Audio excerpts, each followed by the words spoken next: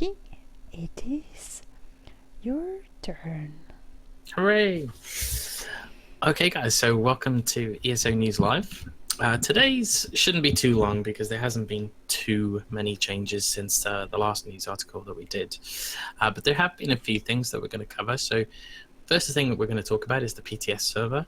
So most of you will be aware that update 15 is on the PTS. It's been on there since the 11th of July. This week, as of Monday, you will have access to any EU characters if you are an EU player. So we encourage you to go create a template or use your existing character, go test, and if you stream, don't forget to poke the devs because they're interested in seeing players completing or at least attempting the dungeons that they've made. Bonjour tout le monde, bienvenue pour ce nouvel épisode des ESO News. Aujourd'hui nous sommes le 26 juillet 2017 et on va bien sûr parler principalement de la nouvelle mise à jour, la mise à jour 15, Horn of the Reach, qui sortira au mois d'août. Alors tout d'abord, il faut savoir qu'elle est en ce moment sur le serveur test depuis le 11 juillet.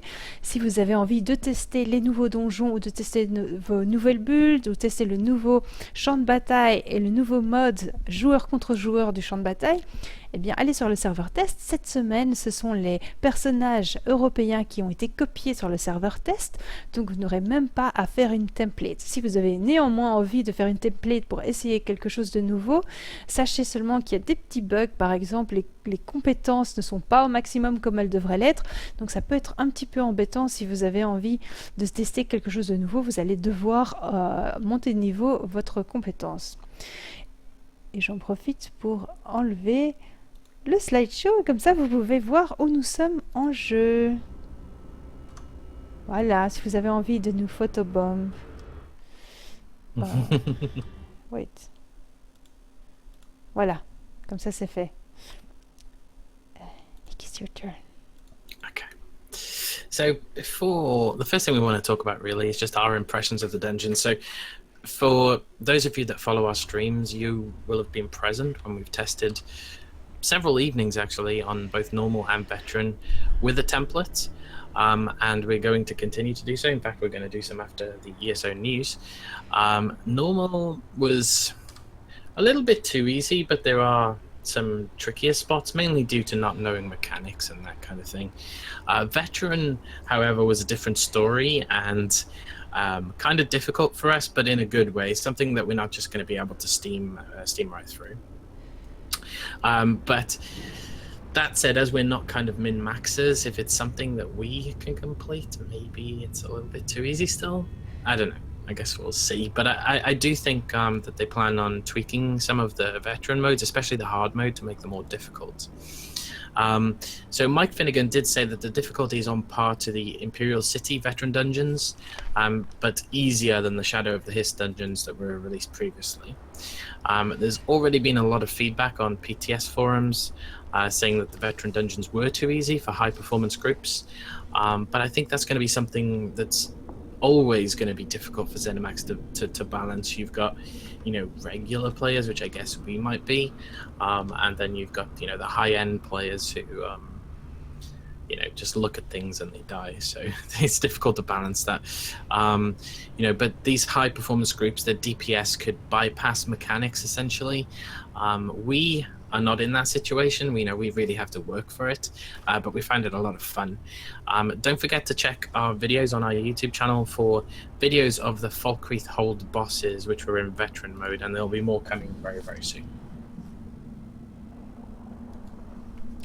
Voilà, alors les impressions de ces donjons. Premièrement, Nicky et moi-même, nous avons testé ce donjon juste avant nos vacances et cette semaine, donc avec des personnages templates et aussi avec nos personnages à nous. Alors, nos impressions, c'est que le mode normal est assez facile, même un petit peu trop facile. Par contre, le mode vétéran était juste bien, c'était bien difficile, on a bien dû réfléchir, on a sué, on a saigné, et c'était drôle. Ce qui veut dire que c'est probablement un petit peu trop facile. puisque nous ne sommes pas des pro players. Alors Mike Finnegan, qui est le Dungeon Lead, a déclaré que la difficulté de ces donjons était, pour le mode vétéran, était prévue d'être plus ou moins à même niveau que les donjons de la Cité impériale, donc la Tour d'Or Blanc et la Prison impériale, et donc plus facile que les donjons de Shadow of the East, les ruines de Mazatun et le berceau de l'ombre. Voilà, alors le retour sur les forums du serveur test, il y a beaucoup de joueurs qui disent que le mode vétéran est trop facile et ils sont un petit peu déçus du hard mode. Il faut savoir que les joueurs qui testent généralement sont de très bons joueurs, qui ont de très bonnes builds, qui ont beaucoup d'expérience. Donc pour ces joueurs, les choses seront souvent trop faciles, leurs dégâts sont trop importants, ils arrivaient à bypasser la plupart des stratégies que nous avons trouvées très intéressantes. Donc c'est toujours un problème avec Zenimax à réussir à trouver un équilibre dans la difficulté. Ils doivent offrir du contenu qui est suffisamment facile pour les nouveaux joueurs ou les joueurs qui ont peu d'expérience, tout en offrant un défi suffisamment important pour les joueurs qui ont beaucoup d'expérience, qui ont de très bonnes builds et un très bon équipement. Et trouver quelque chose d'amusant à faire pour les joueurs qui sont juste au milieu, parce que ça c'est un petit peu le problème des joueurs dans notre cas, Nicky et moi-même, c'est que nous ne sommes pas des newbies, mais nous ne sommes pas des top level joueurs non plus, et donc souvent c'est soit trop facile, soit beaucoup trop dur. Il faudra voir, à tester et remettre votre retour. Voilà. So lastly, the last point we want to cover with regards to the dungeon are the rewards that you can expect for completing them. So each new dungeon has 3 sets, generally 1 for each role. Each dungeon also has a monster set or monster mask set, a new skin and a new hat you also get for veteran hard mode. The skin and the hat can be worn at the same time so that you can kind of demonstrate that you've completed them both. There was a mistake actually on one of the ESO, not our show. Well, I mean, we repeated the mistake, but it was incorrect information given to us by Zenimax. We were under the impression that if you completed Falkreath Hold on normal, you would get access to purchase Falkreath Manor. This has now been revealed to not be the case. You have to complete Falkreath Hold and Bloodroot Forge on Veteran in order to be able to buy the house. But you can, as always, bypass this requirement altogether by purchasing with crowns. Le dernier point dont nous voulons parler pour Horn of the Reach, c'est les récompenses que vous pouvez obtenir dans les donjons. Alors bien sûr, il y a 3 nouveaux sets d'armure par donjon. Cela couvre tous les rôles. Par exemple, il y a un set de tank et un set de soins qui sont assez intéressants. Vous aurez aussi 2 nouveaux masques de monstres et les épaules qui correspondent dans les quêtes des indomptables. Bien sûr, ces 2 nouveaux donjons feront partie de la rotation des donjons dans les quêtes d'indomptables, dans la partie pack de jeux téléchargeables, bien entendu, qui sont donnés par une orque. Vous aurez aussi une nouvelle peau et un nouveau chapeau pour montrer votre succès si vous avez réussi le mode vétéran hard mode. Et ensuite, si vous complétez les 2 donjons en mode vétéran, vous aurez la possibilité d'acheter le manoir pour de l'argent. Le manoir qui se trouve, c'est donc une maison noble qui se trouve sur une colline au-dessus de la forteresse d'Epervine. Alors c'est très important de savoir que la semaine passée, dans le dernier épisode, nous avions dit qu'il fallait compléter le mode normal. C'était une erreur de la part de Zenimax. Il faut compléter les 2 donjons en mode vétéran pour avoir la possibilité d'acheter ce manoir, ou bien sûr vous pourrez l'acheter pour des couronnes dans la boutique. Okay, so on to the mid-year Mayhem event. So this is the first seasonal PvP event that ESO has had. Obviously, it comes with a lot of rewards. It started on July 20th and ends on July 31st. So there's a few more days left up until the weekend if you want to take part. If you do want to take part, as always with these events, you can go to the Crown Store to acquire and activate a ticket, which is called Details on Mid-Year Mayhem. And you can travel to your Alliance's War Faction's main gate in Cyrodiil using the Alliance War menu. The quest giver, Predicant Mayra, I hope I pronounced that right, will give you a quest called Mid-Year Mayhem. If you complete this quest, you receive a scroll of Perennial's Ferocity and Perennial's MIDYEAR MAYHEM boon box. If you activate the scroll, you get a 2-hour 100% XP bonus. 100% bonus to Alliance points. Earned in the following game modes. This doesn't include duels, but anything in Cyrodiil Alliance War, anything in Imperial City, but the DLC is required, obviously, and obviously Battlegrounds, and Morrowind is required for that. Perennial's mid-year boomboxes that you get for rewards with your quests come with your rewards for the worthy. These special event boxes will contain Telvar stones and also give you the chance to receive one of the following rewards: alchemy reagents, PvP consumables such as repair kits, forward camps and siege weapons, and also motive pages for your Alliance and Akavari styles. You also get the style materials as well, potentially. You also can get Cold Harbor siege weapons, prismatic runestones, and books of Perennial housing items. Now, during the weekends of the event, the merchant, this is Adhazabi Abadaro, hopefully I got that right, will offer all of the legendary quality jewelry that can usually only be earned via the Alliance War, so you can actually purchase them now potentially. The first week they, or he or she, I'm not sure, had necklaces. The second week rings, but you can only purchase it with AP, not gold.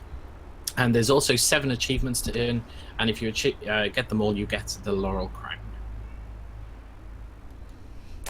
Alors, en ce qui concerne le nouvel événement, le Carnage de Milan, c'est le premier événement PVP ou joueur contre joueur qui a été organisé par Zenimax. Ça a commencé le 20 juillet à 16h et ça se terminera le 31 juillet à 16h, donc vous avez encore le temps d'y participer si vous avez envie. Il y a de nombreuses récompenses à obtenir, bien entendu. Alors, pour pouvoir y accéder, vous devez aller dans la boutique, acheter gratuitement le détail sur le Carnage de Milan. C'est un ticket qui vous donnera la quête pour commencer ça. Vous pourrez ensuite retrouver la prédicatrice Maëra dans Cyrodiil qui vous donnera la quête Carnage de Milan. Une fois que vous obtiendrez cette quête et que vous la ferez, vous obtiendrez des parchemins de férocité de Milan qui vous donnera 2 heures de double de bonus de points d'alliance à gagner dans toutes les activités PVP, que ce soit Cyrodiil, la cité impériale, il faut évidemment avoir le DLC la cité impériale, ou les champs de bataille. Il faut bien sûr avoir le chapitre Morrowind pour pouvoir y participer. Vous recevrez des caisses de bienfaits de Milan, en plus de vos récompenses habituelles.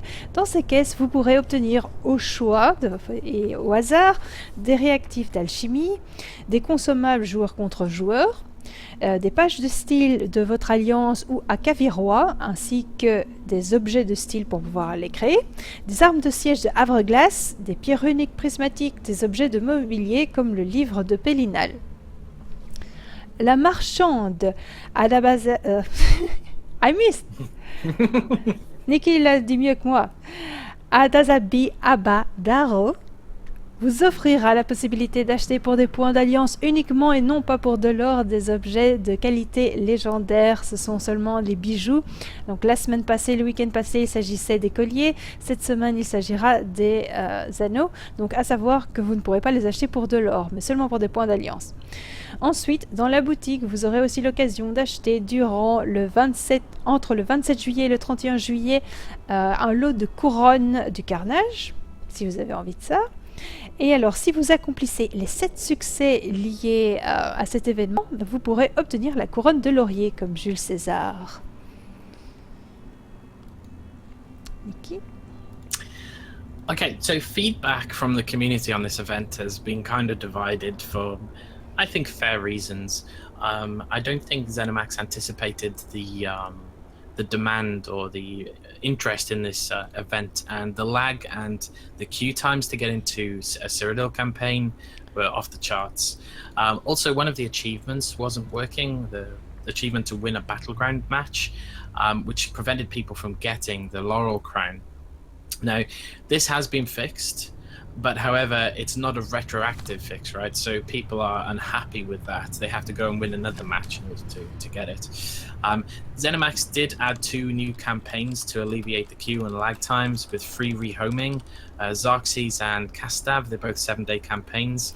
But unfortunately, you know, they've only just been added this week, or this weekend just gone.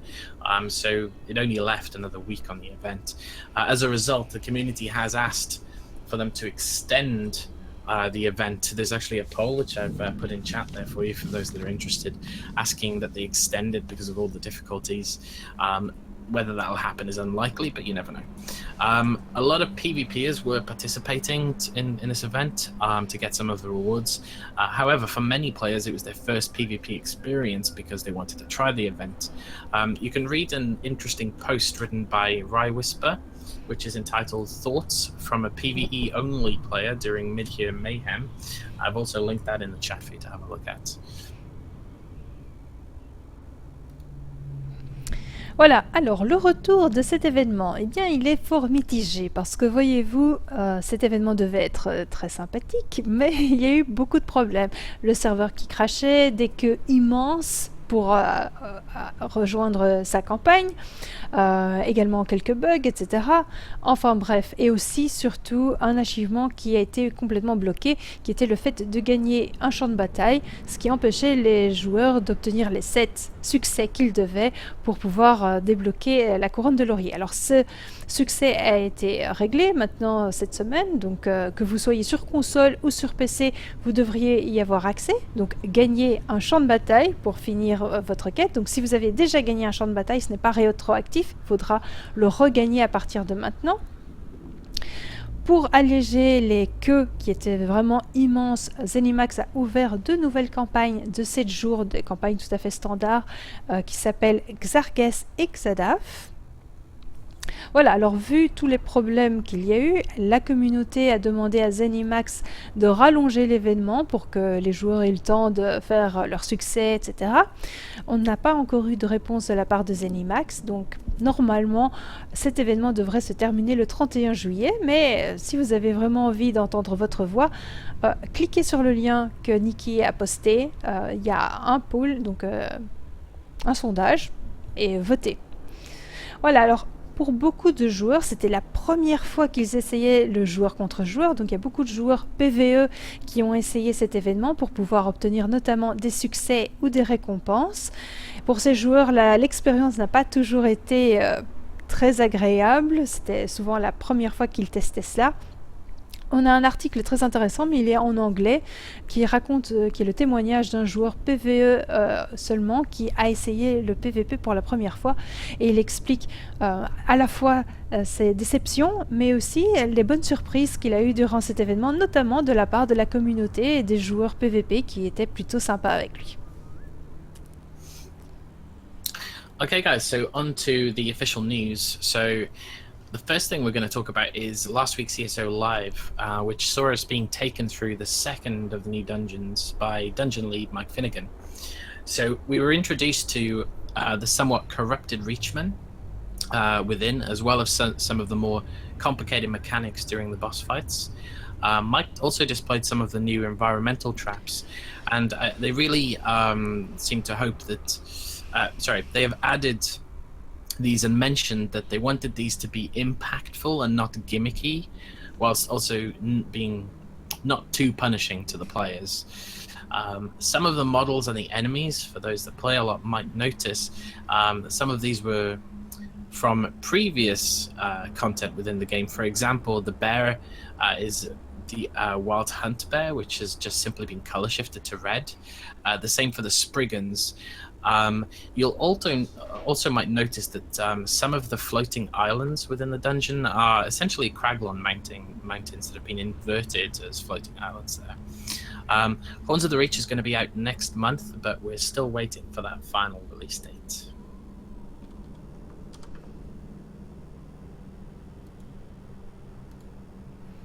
Les nouvelles officielles. On va parler tout de suite de ESOLive, une présentation de la forge de Sangracine. Donc à ESOLive était invité Mike Finnegan, le Dungeon Lead, encore lui, ainsi que Randy Begel, qui est un écrivain qui écrit notamment les discours et les quêtes dans les donjons, mais pas que cela. Ils ont ensuite présenté la forge de Sangracine, l'univers, l'atmosphère, ce qui se passait, etc. Donc il s'agit des crevassés qui se sont alliés avec les Minotaures et qui ont trouvé la forge légendaire de Sangracine qui serait, paraît-il, créée par Hirsine lui-même. Dans cette forge, ils minent le Nincrux qui leur donne des pouvoirs étonnants. Donc vous allez découvrir tout cela. Dans ce donjon, vous avez différentes choses. Tout d'abord, l'environnement a été créé pour vraiment donner une sensation de dépaysement total. C'est très épique, il y a de la lave, il y a des crevasses, il y a des paysages, de la forêt, de la nature, etc. L'environnement crée des dégâts de temps en temps, vous verrez. Donc ça c'est chouette parce que vous avez un environnement réactif. Les joueurs devront faire attention non seulement aux monstres mais aussi à ce qui se passe autour d'eux. Mike Finnegan a expliqué qu'il voulait que ce soit assez important sans être handicapant. Donc les joueurs vont devoir faire attention, mais si vous ratez, ce n'est pas encore trop grave. Il ne s'agit pas de jumping puzzle, hein. Bref. Alors, il y a aussi les montures, c'est assez intéressant, les montures de la chasse sauvage qui étaient dans les caisses à couronne la saison passée, qui font leur petit retour en tant que monstres dans ce donjon. Bien sûr, elles sont reteintées en rouge pour donner cet aspect corrompu de la Nincrux. Les montagnes de Red Lorn ont été utilisées à l'envers pour pouvoir recréer ce sentiment de ravin et de gorge profonde. Le dernier boss s'appelle Guérixan de Taureau. Je ne sais pas pourquoi je le signale, mais je trouvais que c'était intéressant. Voilà. Okay. The next thing we want to do is just introduce you to some articles that we found quite interesting on the official Elder Scrolls website. So the first one, which I'll also put the links in the chat for you, is a community spotlight on a person called Isriano. Now, Isriano is an artist that creates both a comic strip of characters from the world of Elder Scrolls Online and also more realistic digital paintings. There's a very interesting article there discussing how and why she got into drawing video game characters. We'd recommend that you check that out. Secondly, we're also going to point you in the direction of the Battle Masters Corner. This is a feature that was around for a long time, but they stopped doing it, but they have reintroduced it in the last couple of months. Now, this particular build is a stamina soak created for PvP, lots of mobility and stuns. It uses the how do you pronounce that? Murray-House? Murray-House. Murray-House, let's go with that. And Eternal Hunt sets, and a two-hander, and a sword and bow. So yeah, check that one out too. And lastly, the last article we want to draw your attention to is an article related to Horns of the Reach. It's called Beware of Falkreath. It's essentially a letter from a father to his son asking him not to come back to Falkreath and explaining the situation of increased violence that would later lead to the siege of the city. It's very interesting.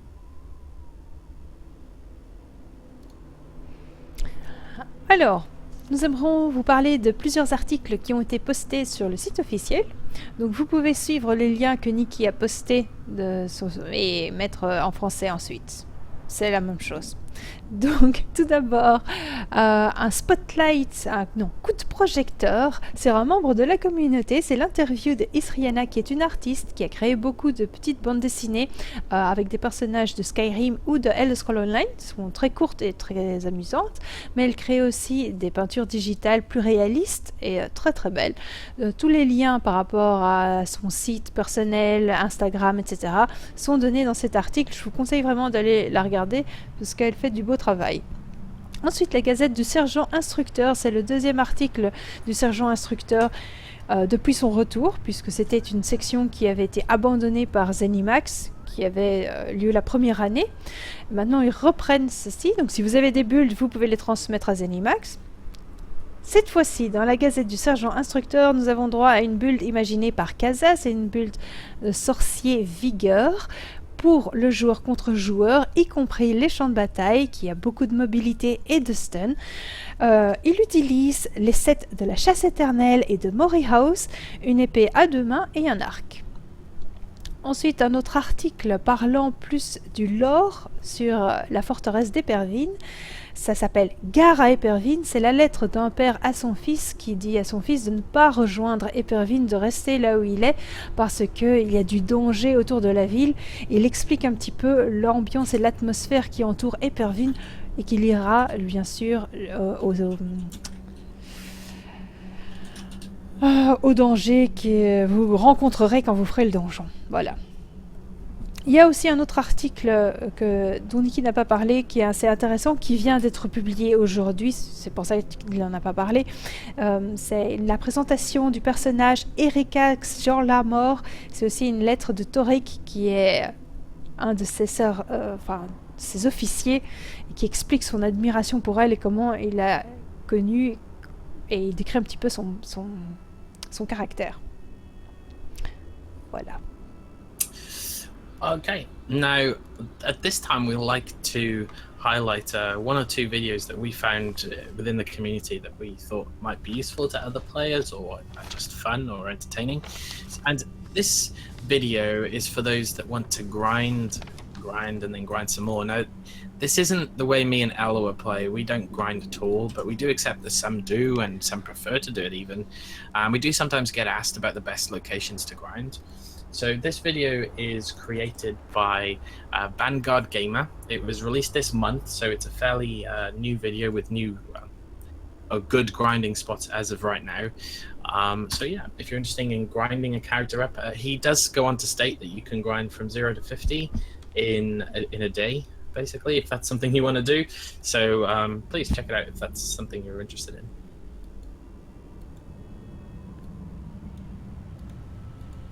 Yeah, and here you have a little image of the video. I'm a bit late, I'm sorry. It's okay.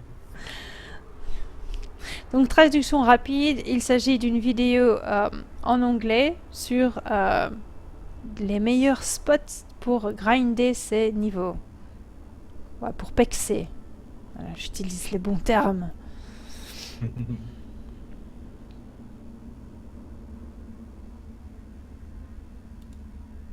Voilà, alors en ce qui me concerne, j'aimerais parler d'un site internet qui a été créé par un joueur qui s'appelle, que je retrouve son nom, Nicky2859. C'est un site très intéressant puisqu'il s'agit d'un site plus ou moins roleplay, enfin pas roleplay, mais qui donne des informations sur le lore. C'est quelqu'un qui se spécialise pour rassembler toutes les informations possibles sur la Légion impériale et ses dignitaires. Donc comme vous pouvez voir, il fait plein d'articles sur la Légion impériale avec tous les personnages et rassemble toutes les histoires. Donc si vous aimez bien le lore, ça peut être très intéressant de voir un petit peu la Légion 0, etc. Donc ça vous donne plus d'informations sur le lore et sur cette partie du jeu. Il trouvait qu'il n'y avait pas assez d'informations sur les wikis officiels. Il a décidé de faire son site lui-même. Donc je trouve que l'initiative est très intéressante et que ça vaut la peine de partager l'information pour les gens qui sont intéressés par ce genre de choses. Nice. Yes. Et voilà, c'est tout pour les nouvelles. It's all for the news. So now we normally move on to a little Q&A. So if there's anybody in the chat who wants to ask us some questions, I did notice 1 or 2 in French earlier. Please ask away and we'll try our best to answer. Yes. Donc maintenant c'est la partie Q&A. J'ai oublié de faire mes petits screens de présentation, désolé. Voilà, il faut toujours que j'oublie un truc. Donc n'hésitez pas à poser vos questions, que ce soit en français ou en anglais, on va faire un effort pour y répondre.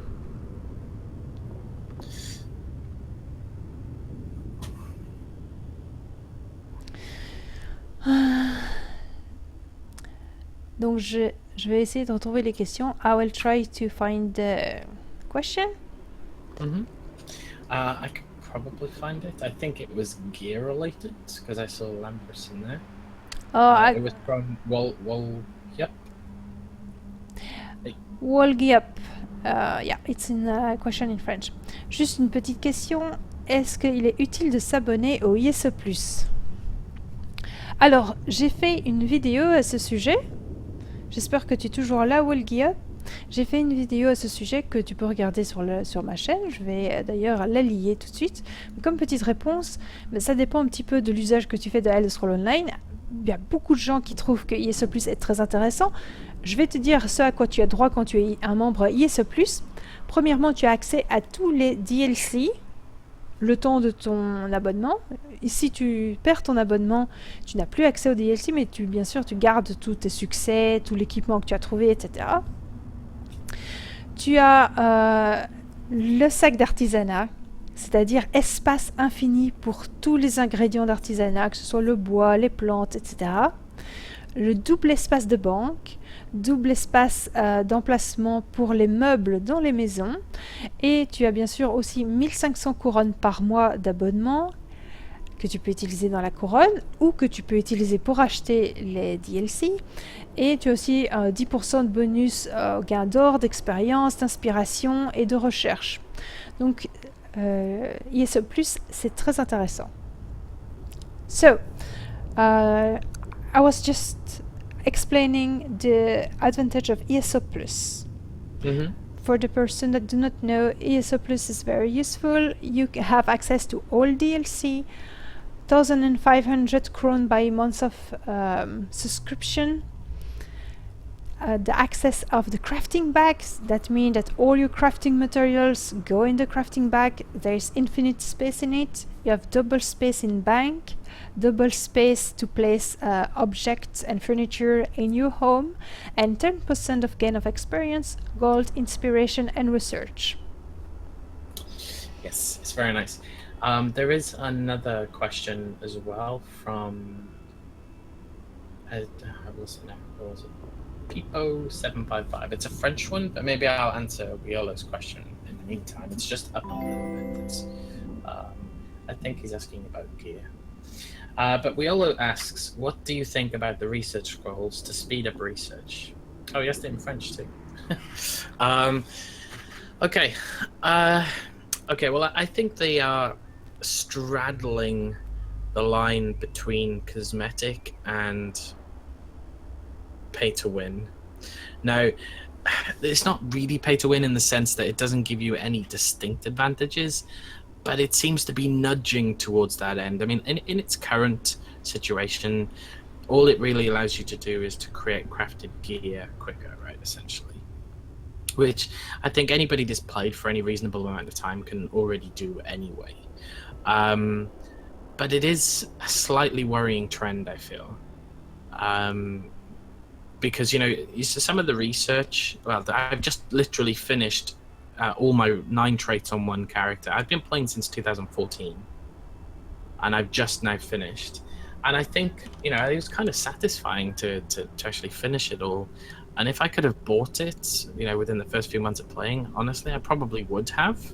But I wouldn't have had that sense of satisfaction, and it would have probably cost me a lot of money, because it only shaves a day off, right? Each one you buy only takes a day off, I think. So it's kind of a bit of a money grab, but I'm not super the bigger research scrolls on PTS. Okay, I didn't know that. But I'm not too concerned about it. I just really hope they don't take it too far. Donc la question de Wiolo, que pensez-vous des défilés de recherche pour accélérer la recherche? Il parle des parchemins de recherche. Donc c'est un nouvel objet que vous pouvez acheter dans la couronne, dans la boutique à couronne, pardon, qui vous permet d'accélérer de une journée vos recherches. Donc ça veut dire que vous pouvez acheter 20 parchemins et gagner 20 jours de recherche. Alors Nicky dit qu'il ne trouve pas que c'est trop grave encore, mais que ça commence à vraiment être limite pay to win, puisque les recherches, ça prend beaucoup de temps pour les joueurs et ça fait partie un petit peu du jeu, de l'investissement personnel qu'on met dans le jeu. Et c'est quelque chose qui demande, oui, d'être dédié au jeu. Donc de donner la possibilité aux joueurs de juste passer outre tous ces efforts, juste en achetant quelque chose, C'est pas terrible. Moi, mon avis personnel, je rejoins assez Nicky là-dedans. Ce sont des choses que j'aime pas envie de voir dans la boutique. Je suis un petit peu plus ferme par rapport à ça que Nicky l'est. J'aime pas qu'on mette des motifs dans la boutique et j'aime pas qu'on mette ce genre de choses. Parce que pour moi, qu'il y ait des montures, qu'il y ait des costumes, qu'il y ait du maquillage, toutes des choses, ça peut être très cher. Ça m'est égal parce que c'est juste... pour s'amuser, mais tout ce qui est un truc qu'on peut gagner en jeu, qui demande des efforts et du temps en jeu, j'aime pas qu'on les mette dans la boutique à Coronne. J'aime pas les leçons d'équitation non plus. Mais bon, voilà. Les gens ont envie d'avoir la vie facile, donc ce sont des choses qui ont de la convénience, qui permettent aux gens de jouer plus rapidement. Et voilà, ça fait de l'argent pour Zenimax. Bon. Il faut juste faire attention qu'ils n'exagèrent pas dans ce sens. I have a question in French again. Sure. Donc, Lowen demande, le DLC Clockwork City sortira quand? Il y a déjà une date. Il n'y a pas de date, mais c'est dans le quartier 4, c'est-à-dire novembre-décembre. So the question was, when the DLC Clockwork will get out, will be released, do we have a date? And I answer, it's in quarter 4, so November, December. Mm-hmm. Perfect. So the question from Pipo, he or she was asking about the Lambris set. What were they asking exactly? Can everybody use it? Is that what they're asking? Or? Oh yeah, I have absolutely no idea of this question. Yeah, well, it's a set that I've been using on the PTS, and a set that I want to get for my sorcerer. I'd say that it's not necessarily for everybody. I mean, if you're a Magicka character using either a flame or a shock staff, then sure, it's a good set for you. But otherwise, no, because the second bonus for it only procs on flame or shock damage. So I'm not sure if that will include like the Dragon Knight flame abilities and stuff. You'd have to test that really. Pipo, j'utilise pas ce set, je sais rien. Je vais essayer de te traduire ce que Nicky vient de dire. Il dit que oui, bien sûr, tu peux toujours l'utiliser si ça convient à ta façon de jouer. Si tu as... I have no idea what the Lambris set does. I cannot answer this question. I can tell you. So one item adds max magicka. One item bonus. 2 item bonuses. When you deal flame or shock damage, you have a 10% chance to summon a meteor shower that damages enemies, basically. Ok. Donc si tu utilises un bâton de destruction avec du feu ou avec de l'électricité, pourquoi pas? Now, we should probably point out that we are not really the people to advise you on gear. I only replied to that one because it's a set that I've been looking into recently. Yeah. But normally we are clueless. Yeah. Alors, une nouvelle question en français. Psyo. Désolé, je ne connais pas le jeu, j'y joue pas, même s'il m'intéresse, mais le jeu est payant, l'extension est payante, et de ce que j'ai compris, il y a aussi un abo, et puis c'est Bethesda, il y a quand même une boutique avec des trucs pas très catholiques, ce que j'entends, il force un peu, non? Donc, Soyo, oui, bien sûr, il faut acheter le jeu pour pouvoir y jouer. Maintenant, il y a moyen de l'avoir pour vraiment pas cher. L'extension Morrowind, mais c'est comme les extensions World of Warcraft, etc. Donc c'est quelque chose de payant en plus. Il y a la possibilité de soit acheter des packs de jeux téléchargeables, dont des petits chapitres, des petites histoires, des petits bonus en plus, ou bien si tu as l'abonnement, tu y as accès. La boutique généralement comprend des choses qui ne sont pas nécessaires. Il y a des costumes, il y a des montures, il y a toutes sortes d'objets, et y compris des objets pour se rendre la vie plus facile, comme ce dont on a parlé tout à l'heure, que nous trouvons pas terribles, que moi je préférerais ne pas voir dans cette boutique. Donc c'est un modèle un petit peu mélangé, qui mélange à la fois l'ancien modèle qui était avec abonnement et puis le nouveau modèle qui est ouvert à tous, pas free to play mais buy to play, donc tu achètes le jeu une fois et puis normalement tu n'es plus obligé d'acheter quoi que ce soit pour y jouer, tu peux y jouer gratuitement. So the question from Soyo was it was just making a comment regarding the fact that you had to pay the game to play it, that you had to pay for Morrowind, which is a sort of extension like World of Warcraft or Final Fantasy extension, even if it's a chapter, not an extension, but you see what I mean. You can purchase the DLC to play them if you want, or to not purchase them. You have access to them if you have the subscription. And while yes, you have the shop, but the shop is nothing that you absolutely need. It's only for fun or for convenience. Okay. Yeah, I gotta agree. I mean, oh, you got booted out. So, yeah, I mean, it's something that a lot of people have different opinions on, but I really think that the game is worth it, and that's ultimately what it comes down to. If you're questioning its value, then it's maybe not something that's worth it for you. What's the thing about Catholic? Is it reference to the name Bethesda? Oh no. This is a French expression to say that it's so. Oh, like it's like not ripping you off kind of thing. No, not especially that, but you know. It's difficult to translate that. It's just an expression. Okay, fine. But yeah, I think ultimately it comes down to what you are looking for. If the game has something that you find valuable, then it's worth it. If it doesn't, then it's not. And that goes for any game. Personally, for me, I've spent a lot of money on crowns and subscriptions and the game itself. I've bought the game for like 3 or 4 people as well. And I think it's, every penny, it's worth every penny that I've spent.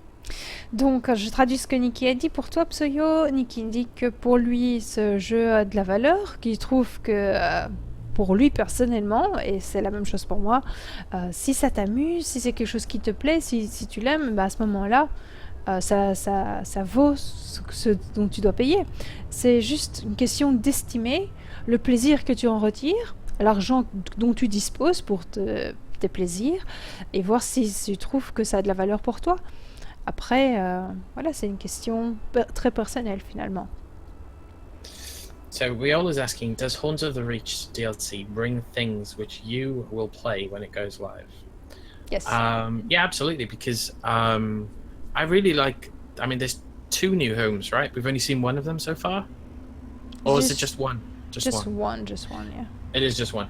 But even so, I really like it and I really want it, which means that I'm going to drag Elloa kicking and screaming through veteran dungeons, just so I can get it. I mean, we could buy it with crowns, of course, but I don't want to do that. No. Personally, I love dungeon. This is something I like in every game, unless they really, really suck. But generally, I like it in every MMORPG. It's one of my favorite activity. So I don't want to... I'm not a hardcore, super competitive player. But one of the parts that I enjoy the most in the games are dungeon and raids. When there is raids. Because that's the content where you have a team, when you need to collaborate, to organize yourself, to face a challenge and defeat it and win.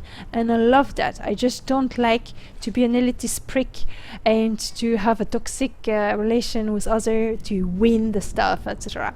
So I want to do it. I love to do that kind of content. I want to succeed at it, but I want to do it in a cool, relaxed, peaceful, friendly atmosphere. So yeah, I love DLC that bring new dungeons, and I will be very, very happy to do as much the veteran mode that we can to, so all of we it. can buy the We must do it all. house. But Fu just did confirm, I thought I read that. There are 2 houses. There's a new one in the Gold Coast too. So that's kind of interesting. It's the first one in a zone, at least I think it is. It's the first one in a DLC zone, right? Oh, that's the one that you have shown in your data mining stuff.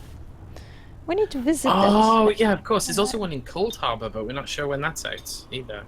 No. The Cold Harbor one's kind of like the cave. It's just a big plot of land, it looks like. Yeah. But with the really cool Cold Harbor I'm setting. very sad. No one has tried to photobomb us. We've been sitting here in the cold harbor and no one has come to us. Je suis très déçue. Il n'y a personne qui est venu nous photobomber. On se tient là comme deux espèces de pingouins dans le froid de Havre-Glace. Il n'y a personne qui est venu nous dire bonjour. But don't forget, the instance in might make that difficult too. Yeah. Unless they're in our friends list or guild list or something. But it's okay. So, any more questions? Est-ce qu'il y a encore des questions?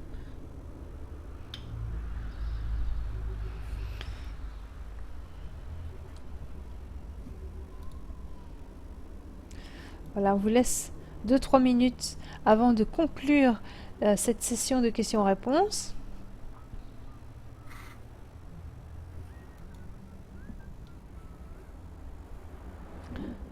Donc Weolo a dit que il semblerait que la maison dans la Côte d'Or ne nécessite pas de succès pour pouvoir l'acheter. Ce sera peut-être juste une boutique exclusive, si c'est possible. While we're waiting, I'm going to post a link from a tiny little bit of data mining I did when the PTS got updated yesterday. It's just a few, I don't know when they're going to be released. These are going to be new Crown Crate rewards. There's a couple of emotes and polymorphs and mementos. And at the bottom, I also found a map of a new area that's going to be included within the Clockwork City. But as to what takes place there, I can't tell you. Donc Nicky a posté le lien d'un article qui est en anglais malheureusement, mais vous n'avez pas vraiment besoin de lire les informations. Il s'agit de nouvelles choses qui ont été dataminées, oui. Notamment de nouveaux objets pour un événement saisonnier ou peut-être pour des caisses à couronne, et aussi une partie de la carte de Clockwork City. Donc ça peut être intéressant. Ramak has a chocolate question. Yes, I will try to explain you why. Is there chocolate in the Gold Coast? Because we have in French Gold Coast is Côte d'Or, and we have a Belgian chocolate brand called Côte d'Or. So, yeah. And it's very tasty chocolate. I still have loads of chocolate that you gave me. I've had like 3 of them, I think. The one I offer you are even better than Côte d'Or. It's Galère, and it's even better. But I have put some of them aside though. Just because I don't like the sound of them while we're waiting. Yeah, I guess I'll tell you. So the pistachio ones, I'm not sure about those. It's good. The coffee bean ones, I don't like coffee. Oh yeah, if you don't like coffee, you can keep it for me. There was another one. What's Manon? What's that? That's the most delicious. Well, You I need didn't know to- what it was, and I couldn't translate it, so I was like, No, I don't know if I'm gonna risk it. it's white chocolate, and inside there's praline. Oh, okay, that's good. It's very good. And I think that was the only ones I weren't sure about. I like the crispy ones. Voilà, Ramak nous a fait parler de chocolat. Désolé. Voilà, nous avons totalement changé de sujet. Désolé les gars. I think that we are done with the question and Yeah. answer. So we can go to the discussion part. Sure. Donc, first I will say goodbye to the French only viewers. Sure. Chers amis, merci beaucoup d'avoir regardé ces nouvelles et la session questions-réponses. Maintenant, la partie francophone est terminée. Alors, je vous remercie beaucoup d'avoir participé, d'être venu. Si vous avez envie, bien sûr, vous êtes les bienvenus dans la suite, mais ce sera en anglais. Donc voilà, merci beaucoup. Et alors, je dois dire aussi, je veux signaler que je suis en train de travailler sur de nouvelles vidéos en français exclusivement. Et j'ai réussi à surmonter les problèmes techniques qui m'accablaient. Et donc, je travaille dessus. Je ne sais pas quand ce sera, quand je les sortirai. Mais j'y travaille. Et j'espère que vous aimerez. Je suis très impatiente de savoir votre opinion sur ce nouveau projet. Voilà. It's all. Au revoir. À bientôt. Nice. Now, we didn't actually decide beforehand what we were going to talk about. No, As our indeed. discussion. So maybe you can tell us what you want, guys. Yeah. Is there any topic ESO related, of course, that you want us to discuss and give our opinions on, we can do that.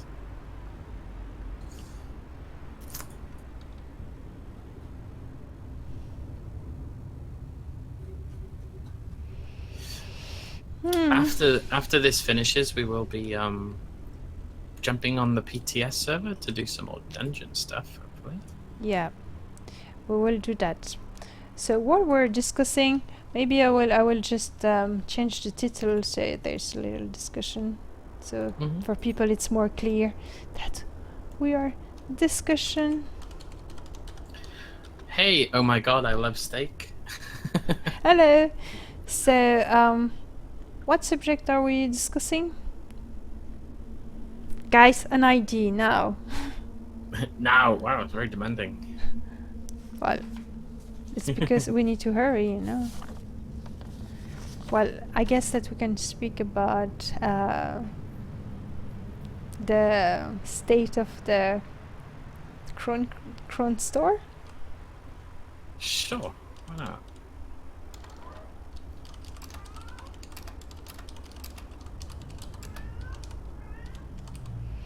Pepper. Yeah. It's playtime, I take it. Indeed it is.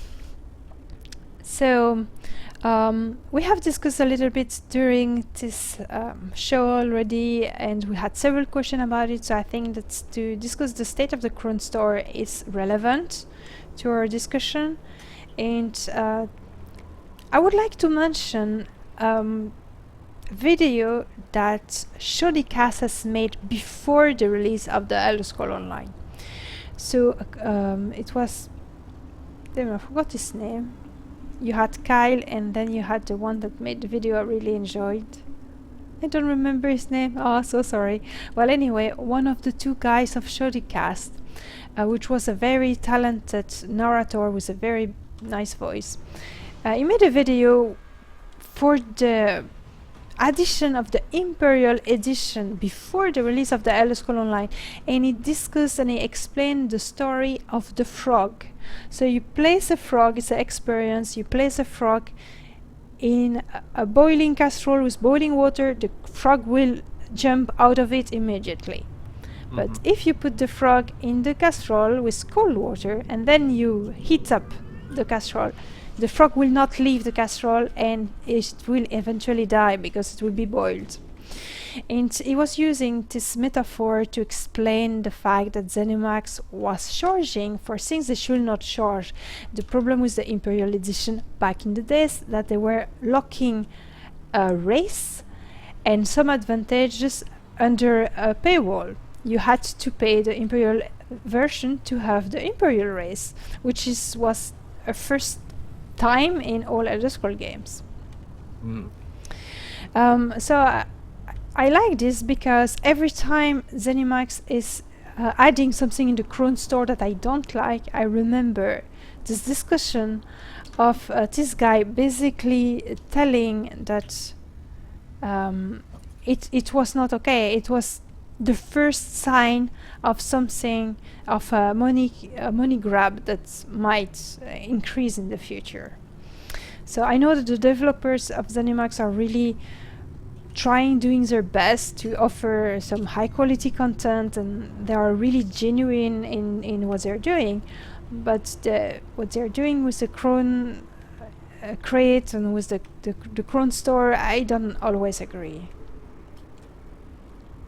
Yeah, so this is a really difficult one for me because I'm a little bit torn. I really love this game and I really like the people who work on it because they just seem like really kind of down to earth and nice people.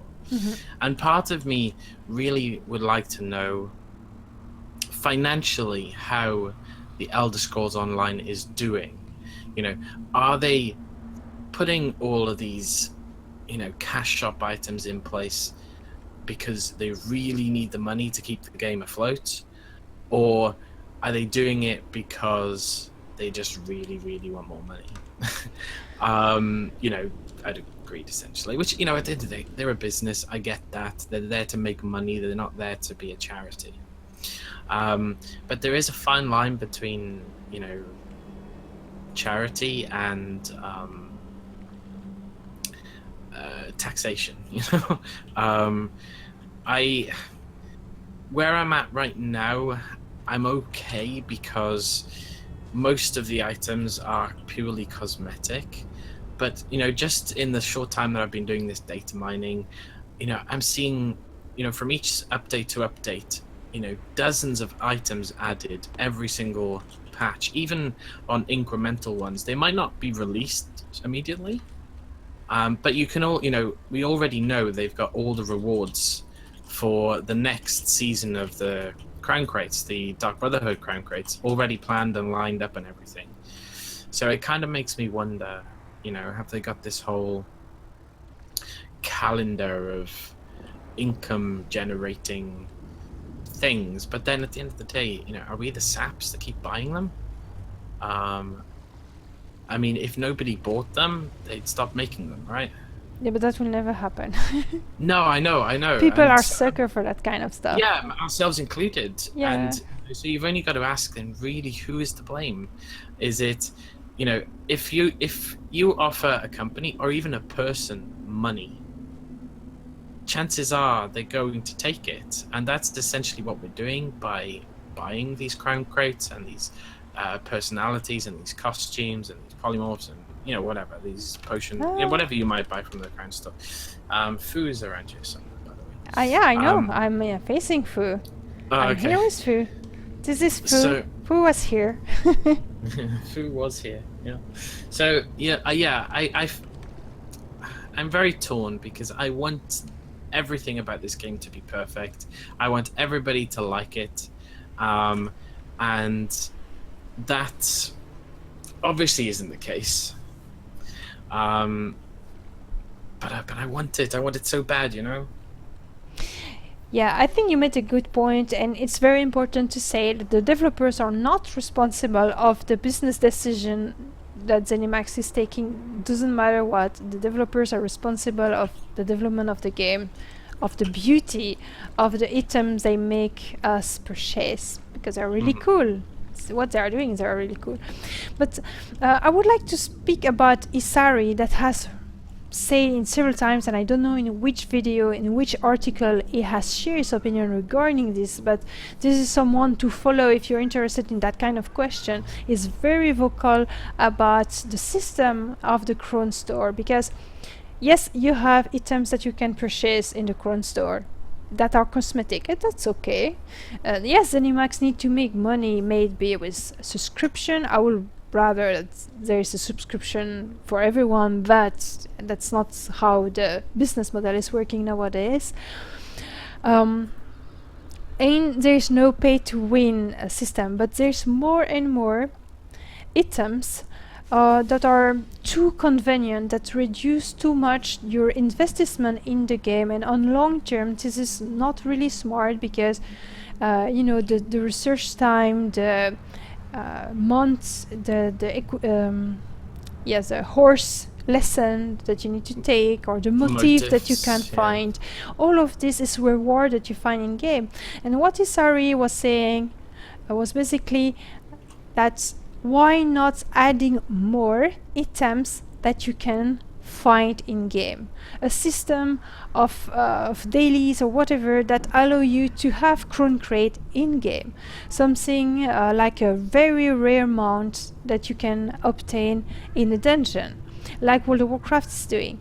This is things that keep people playing again and again. There's people in World of Warcraft, granted it's a 12 years old game, but they do farming their raid, farming their dungeon to find mount, or to find pets, or to find achievement, or new costume to you know, to be pretty, whatever. And that's in game, it's not in the shop. They also have a shop, but most of the items are in game. It's a bit unfair to make the comparison between World of Warcraft and the Elder Scrolls Online, because World of Warcraft has a subscription. It's one of the few games that still has a subscription, but still this is keeping people coming back in the game and wanting to use more money on item. And if you have a well-balanced cash shop that offers stuff, but also items that you can obtain in-game, then you will really get people involved into the game, participating to the community and making the game very healthy on the long term. Yeah, because I think, like you, I kind of wish this was still a subscription-only game. And I feel that whilst the cash shop would probably still inevitably exist, it might not be kind of sordid as it is right now. But likewise, I kind of see it from ZeniMax's point of view. So, I mean, you obviously do have players who have purchased the game outright, don't subscribe to ESO Plus, and never buy anything either. And there's nothing wrong with that. But from ZeniMax's perspective, the players that do that, and there's probably a lot of them, after a certain point, they're essentially costing ZeniMax money because they're having to maintain server capacity and that kind of thing for players who aren't generating any income anymore. You know, I don't know how many there are, obviously, but I'm sure they exist. So I don't know. I really... One of the things that I think is a little bit dirty is some of the prices that we're seeing in the last 6 months, like the manas for $100. That is just way too much money for some of these homes. I would never pay that. I mean, we did buy the island, but we bought it with discounted crowns. It ended up costing us about $30 or $35, something like that. But, you know, $100 for a cosmetic item, you know, there comes a point where you've got to ask yourself whether it would be better to sell lots of them at a cheaper price or a few of them at a high price. And, you know, for a house that size, or the houses that are that size, I think it would be far better if they sold them for around, I don't know, $30, something like that. I think they'd sell way more of them. But I'd honestly like to hear their justification for some of those prices. How Mike is saying, I have a really evil idea, make a random jump drop that has to be combined with a cash shop item to make something really good. Yeah, not at all a pay-to-win solution. It's very evil, Mike. You're right. It kind of... it might sound silly, but it kind of bothers me that I have some even slightly minor complaints about this game because I so want it to be perfect, you know, and to be, you know, packed with players, which, you know, it's not like there's a shortage of players. I'm sure they still have a good player base, but I want it to be super popular.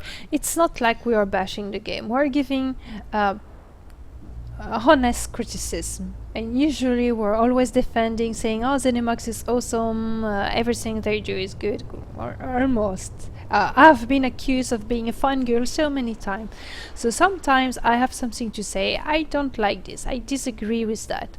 I see that some games are doing in a different way that I prefer, that I find more fair. For example, Final Fantasy XIV has a shop which some cheap item and some expensive item, and that's fair, but most of their stuff is in game. They also have a forced subscription, but you have a subscription that is cheaper than another one, so even though they are quite democratic in their prices.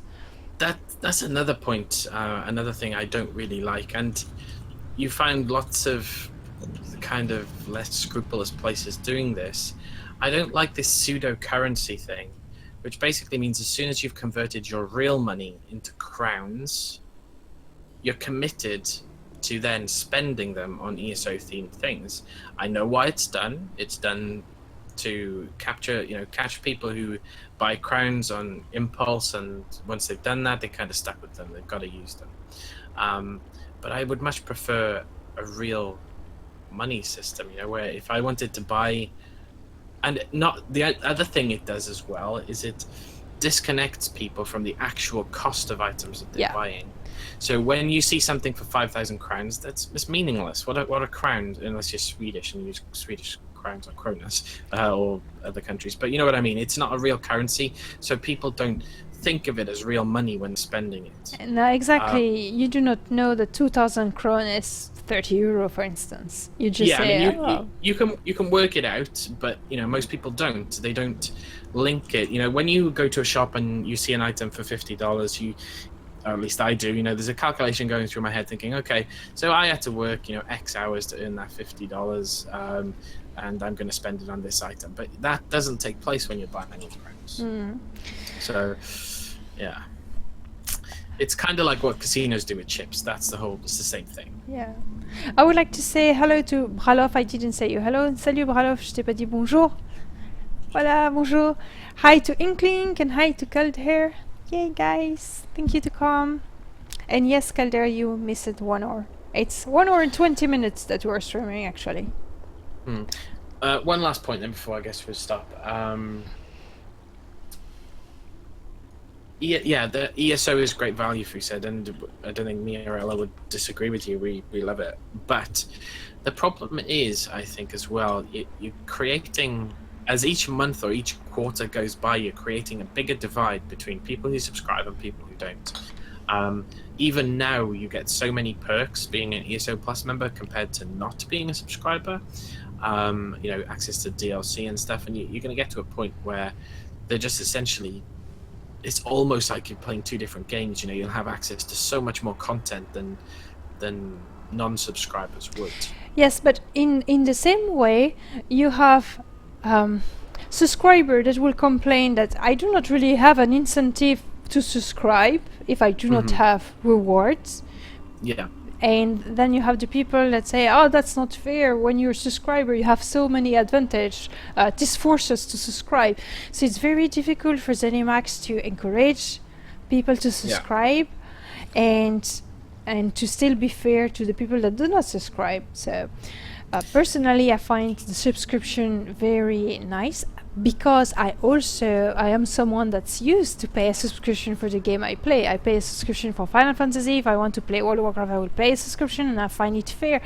$15, 15 euro, or 10 euro, whatever the price is, for 1 month of enjoying myself in a game, I find it completely worth it. It's the price of 2 packs of cigarettes for the people that smoke. It's the pack of one go out at the cinema or the theater, or getting 2 drinks in the evening, something that you use. It's a 1 meal at a restaurant. So you see, for 1 month you really have a lot of enjoyment out of that. So I think it's worth it.